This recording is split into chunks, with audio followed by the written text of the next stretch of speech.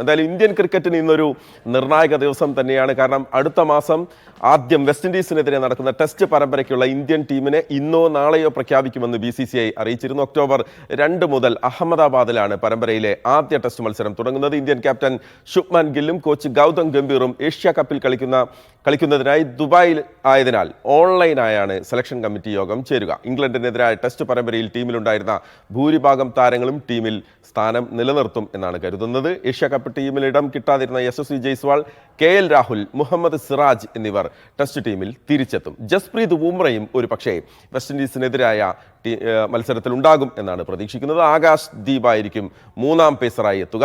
2 മലയാളി താരങ്ങൾക്ക് ഇന്നത്തെ പ്രഖ്യാപനം നിർണായകമാകും. ഇംഗ്ലണ്ടിനെതിരായ ടെസ്റ്റ് പരമ്പരയിൽ കളിച്ച മലയാളി താരം കരുൺ നായർക്കും ഓസ്ട്രേലിയ എക്കെതിരായ അനൌദ്യോഗിക ടെസ്റ്റ് പരമ്പരയിൽ തിളങ്ങിയ ദേവദത്ത് പടിക്കലിനും ഇന്നത്തെ പ്രഖ്യാപനം നിർണായകമാണ്.